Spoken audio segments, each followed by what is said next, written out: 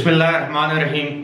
السلام علیکم۔ ابرار رشید آپ کی خدمت میں حاضر ہے، اور کل کی جو شرمناک عبرتناک شکست ہے مسلم لیگ کو، وہ ہضم نہیں ہو پا رہی، اور اسی طرح کی صورتحال پی ٹی آئی کے ساتھ ہے۔ پی ٹی آئی والے جو رہنما ہیں، جن لوگوں سے کم از کم میری بات ہوئی ہے، وہ خود حیران ہیں اپنی اس شاندار، حیران کن، ناقابل یقین جیت پر۔ میں آپ کو ایک واقعہ سنانا چاہتا ہوں جس کے راوی، یعنی یہ واقعہ سنانے والے جو ہیں وہ میرے ایک قریبی عزیز تھے، دوست تھے۔ وہ اب اس دنیا میں نہیں ہیں، اللہ ان کی مغفرت کرے۔ وہ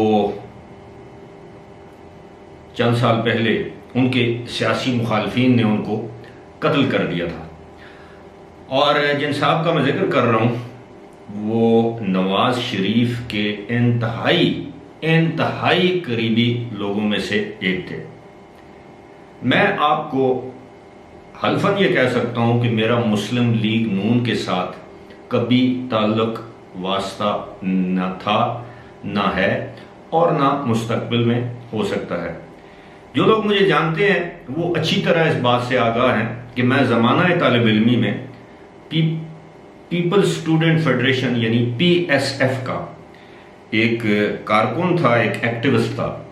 لیکن جب سے صحافت جوائن کی ہے، میرا نہ پیپلز پارٹی سے کوئی تعلق رہا ہے۔ یہ ضرور ہے کہ میرے ذاتی قسم کے تعلقات پی ٹی آئی میں بھی ہیں اپنے دوست احباب کے ساتھ، اور نون لیگ میں بھی میرے دوست ہیں، کچھ سینئرز ہیں، کچھ جونیئرز ہیں۔ سملرلی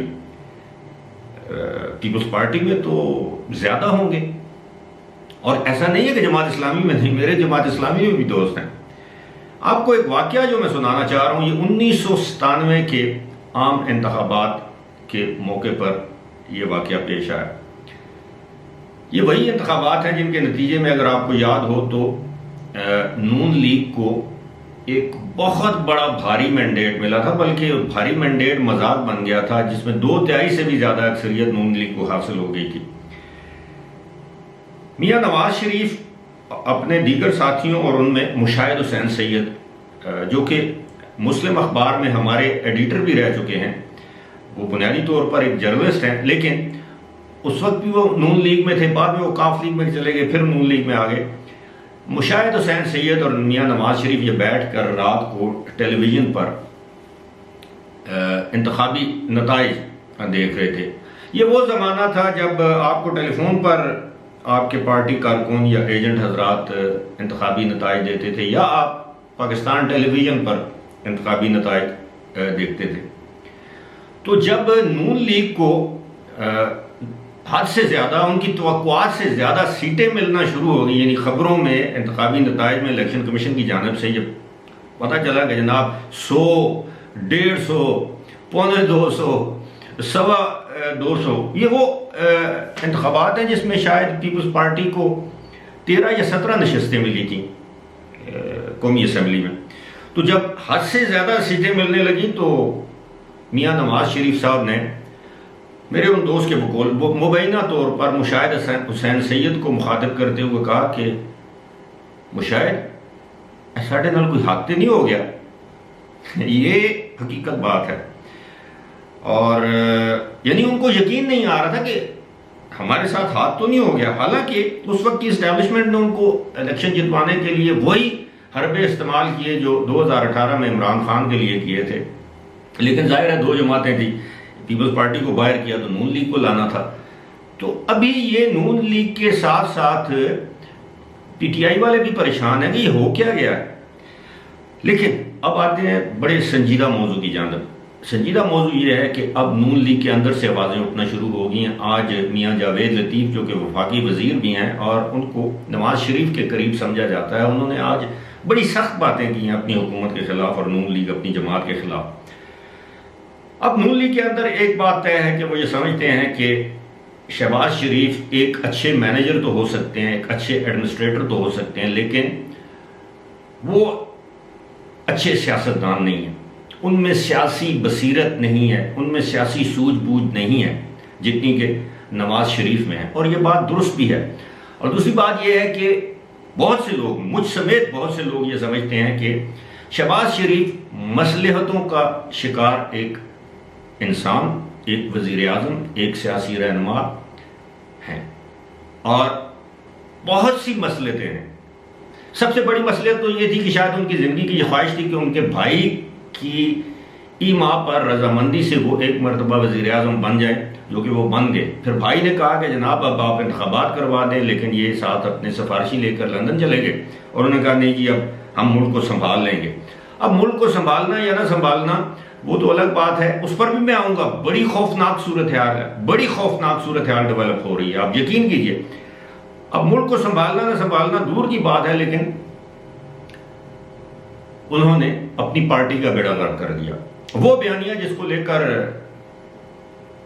میاں نواز شریف چلے تھے، جس کا آغاز یعنی اینٹی اسٹیبلشمنٹ، اس بیانیے کو توڑ تک پہنچایا عمران خان نے، اور اس بیانیے کا پھل بھی کھایا عمران خان اور پی ٹی آئی نے، یعنی اینٹی اسٹیبلشمنٹ بیانیہ۔ یہ اس وقت کی بات ہے جب ستمبر 2020 میں میاں نواز شریف گرجتے تھے، برستے تھے اسٹیبلشمنٹ پر، یا خاص طور پر ایک دو تین جرنیلوں کا نام لے کر۔ تو اس وقت عمران خان اور ان کی حکومت کے جو وزراء ہیں وہ نواز شریف پر تنقید کرتے تھے، وہ کہتے تھے کہ یہ آرمی میں پھوٹ ڈالنا چاہتے ہیں۔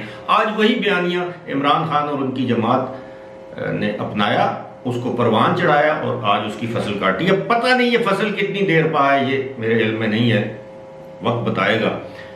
لیکن اب صورتحال یہ ہے کہ اب نہ صرف نون لیگ بلکہ تمام اتحادی جماعتوں نے یہ سوچنا شروع کر دیا ہے، ملک کا دانشور طبقہ یہ سوچنے پر مجبور ہے کہ جناب جنہوں نے گند پھیلایا، جنہوں نے گند کیا، آپ ان کی گندگی سمیٹنے کے لیے، ختم کرنے کے لیے آئے، لیکن نتیجتاً وہ گندگی اب آپ کے چہرے پر ملی جا چکی ہے۔ آپ نے اپنے چہرے پر وہ گندگی جو ہے وہ لگا لی ہے۔ وہ گندگی آپ کو پتہ ہے کیا ہے؟ وہ تمام بدنامی جو اسٹیبلشمنٹ کے حصے میں آنی تھی، عمران خان کے حصے میں آنی تھی، ملک کی تباہی کی، ملک کی معاشی تباہی کی، وہ الٹیمیٹلی 2-3 مہینوں میں انہوں نے سارا گند جو ہے وہ اپنی جھولی میں ڈال کر اپنے چہرے پر مل لیا ہے۔ اور اب عوام یہ سمجھتے ہیں کہ نہیں جی یہ تو 3 مہینے ہوئے سب کچھ، کیونکہ ہمارے لوگوں کی جو میموری ہے، یادداشت ہے، بڑی کمزور ہے، ویری شارٹ میموری۔ اب کیا ہے؟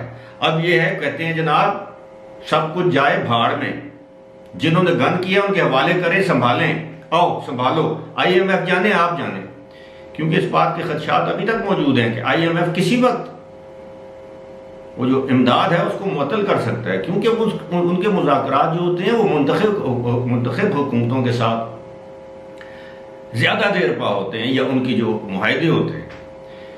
تو اگر ایسی صورتحال ہوتی ہے تو آپ یقین کیجئے ملک ایک مرتبہ پھر معاشی طور پر مزید گہری کھائی میں چلا جائے گا۔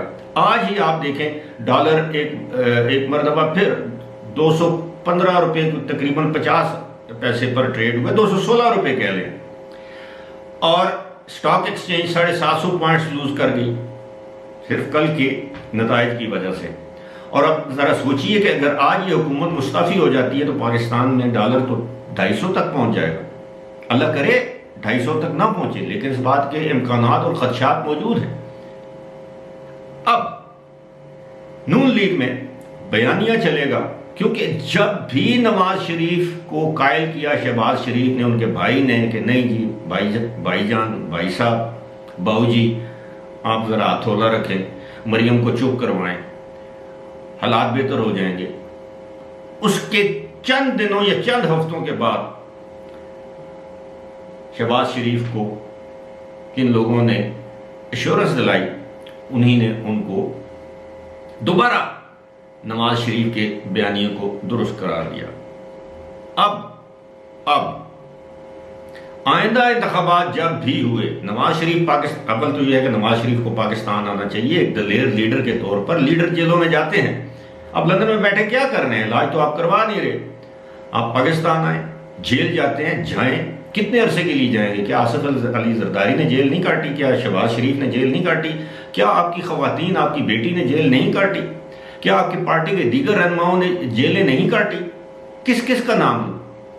آصف علی زرداری، فریال تالپور، سید خورشید شاہ، مفتاح اسماعیل، احسن اقبال، خواجہ آصف، شاہد خاقان عباسی، پتہ نہیں اور کتنے، حنیف عباسی بیچارہ جس کا نام ہی کوئی نہیں لیتا، یہ سارے لوگ جیلوں میں رہے ہیں نا.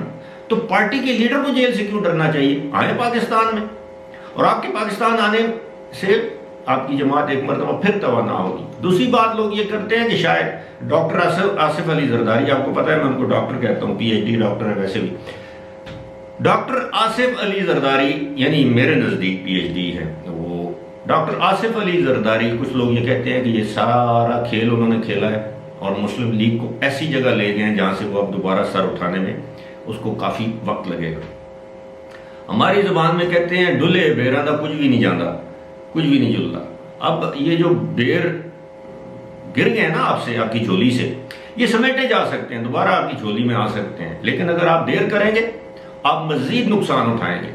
آپ اسٹیبلشمنٹ کے ہاتھ میں کھیل چکے ہیں. اسٹیبلشمنٹ میں ہمیشہ یہ کہتا ہوں ایک ایسی ماں ہے جو کسی کی سگی نہیں ہوتی، آپ کو وقت ضرورت استعمال کرتی ہے، اس کے بعد جس طرح مائیں نیپی بدل کے باہر پھینک دیتی ہیں، آپ کو ایک نیپی کی طرح استعمال کر کے اور آپ کو کچرے کے ڈھیر میں پھینک دیتی ہیں. پتہ نہیں ہمارے سیاستدان کب سمجھیں گے. دیں ایک مرتبہ پھر، جو بھی صاف شفاف انتخابات کے ذریعے جس کی حکومت آتی ہے اس کو کرنے دیں. عمران خان کی حکومت آتی ہے، کرنے دیں، لوگوں کو بھگتنے دیں. یہ ہماری قوم اسی قابل ہے. اگر یہ ایک سوراخ سے 2 نہیں 3 نہیں 4 مرتبہ ڈسے جانے کی خواہش مند ہے، اس کو شوق ہے تو کرنے دیں. آپ نے کیوں ٹھیکہ اٹھایا ہوا ہے؟ آپ کیوں ملک کے ٹھیکیدار بنتے ہیں؟ آپ کو معلوم ہے you can be a good administrator اس وقت جب پنجاب میں آپ وزیر اعلیٰ ہوں، اکثریتی آپ کے پاس وہاں پر 2/3 اکثریت ہو، وزارتیں آدھی سے زیادہ آپ کے ہاتھ میں ہوں، آپ کے بھائی جو ہیں مرکز میں وزیر اعظم ہوں، تو آپ اچھے ایڈمنسٹریٹر ہیں. ورنہ آپ اچھے ایڈمنسٹریٹر بھی نہیں ہیں. میں مخاطب ہوں شہباز شریف سے. آج میری باتیں پی ٹی آئی والوں کو اچھی لگ رہی ہوں گی، نون لیگ والے آج مجھے گالیاں دیں گے، بے شک دیں. میں نے جو بات کی ہے انڈیپینڈنٹلی، غیر جانبدارانہ میرا تجزیہ، آپ اس سے اتفاق کریں اختلاف کریں. دس از یور اون سویٹ ول. فی الحال مجھے دیجیے اجازت. خدا حافظ.